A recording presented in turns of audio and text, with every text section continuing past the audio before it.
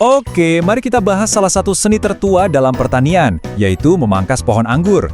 Ini bukan sekedar potong-potong dahan loh, ini lebih mirip dialog antara manusia dan tanaman. Sebuah praktik yang bisa menentukan kesehatan, umur, dan pastinya hasil panen dari sebuah kebun anggur. Tapi, seperti yang akan kita lihat nanti, ini adalah seni yang nyaris kita lupakan. Bayangin deh, hampir 2000 tahun yang lalu, petani Romawi itu udah sadar betul betapa pentingnya pemangkasan. Kutipan dari Columella ini jadi bukti kalau pemangkasan itu bukan cuma kerjaan musiman biasa, tapi justru fondasi dari ilmu budidaya anggur itu sendiri. Ini adalah warisan pengetahuan yang udah terbukti selama berabad-abad. Tapi, di tengah gegap gempita modernisasi dan industrialisasi, kearifan kuno ini entah kenapa mulai terkikis. Fokusnya bergeser, dan cara kita berinteraksi dengan tanaman pun berubah total. Dan perubahan ini ternyata membawa konsekuensi yang nggak kita duga buat kebun-kebun anggur di seluruh dunia. Nah, disinilah letak inti masalahnya yang akan kita bedah bareng-bareng. Praktek pemangkasan modern yang seringnya cuma mikirin efisiensi jangka pendek, ternyata malah menciptakan masalah jangka panjang yang serius buat kesehatan si pohon anggur itu sendiri. Jadi di paruh kedua abad ke-20 itu, pertanian anggur, ya kayak bidang pertanian lainnya, lebih ngejar kuantitas dan penghematan biaya. Pemangkasan yang dulunya butuh keahlian khusus, sekarang cuma dianggap sebagai pos pengeluaran yang harus ditekan seminim mungkin.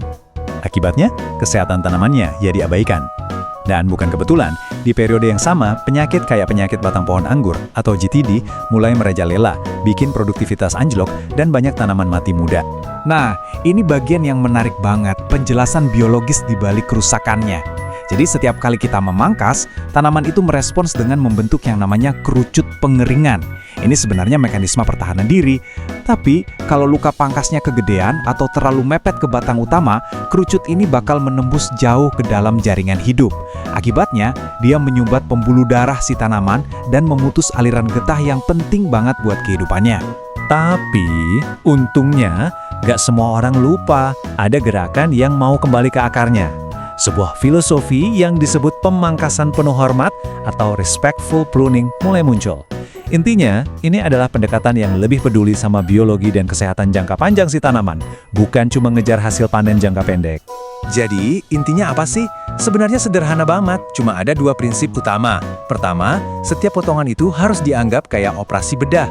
Bikin sekecil mungkin dan sisain sedikit sisa dahan sebagai zona penyangga buat melindungi jaringan utama. Kedua, bayangin aliran getah itu kayak sungai.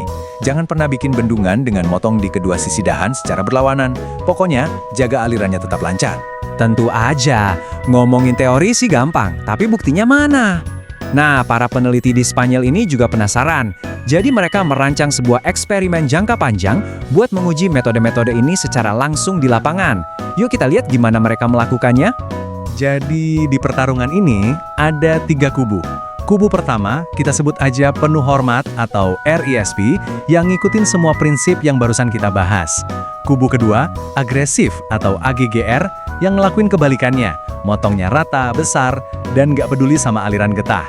Dan yang ketiga, petani anggur atau WIN, ini mewakili praktek yang umum dilakukan di sana. Ya, gaya di tengah-tengah lah. Dan ini bukan proyek iseng-iseng loh. Mereka bener-bener ngikutin tanaman ini dari nol, sejak hari pertama bibitnya ditanam.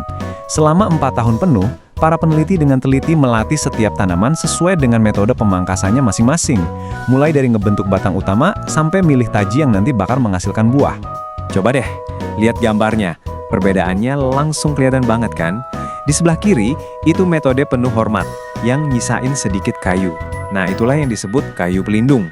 Terus di sebelah kanan, metode agresif, yang motongnya sampai habis, sampai rata.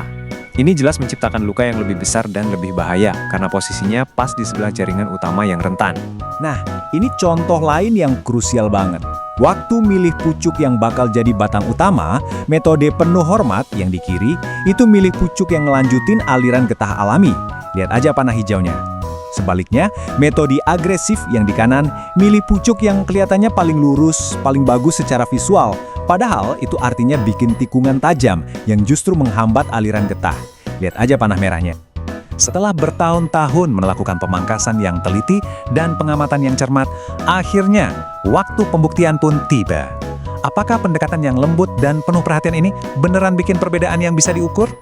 Jadi, gimana cara mereka ngukur keberhasilannya? Caranya cukup simpel. Mereka menimbang berat semua kayu yang dipangkas setiap musim dingin.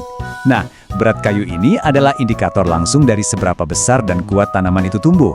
Logikanya, makin banyak kayu yang dihasilkan, berarti tanamannya makin sehat dan makin subur.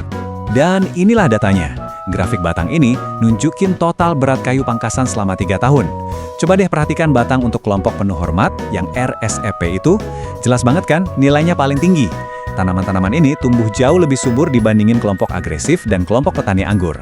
Ini bukti visual pertama kalau metode yang lebih lembut ini beneran berhasil. Oke, tanamannya emang lebih subur, itu bagus. Tapi pertanyaan terbesar buat setiap petani anggur pastinya adalah, buahnya gimana? Apakah tanaman yang lebih sehat ini juga otomatis menghasilkan lebih banyak anggur? Yuk kita lihat tabel hasil panen pertamanya. Angka-angkanya ini udah bicara sendiri.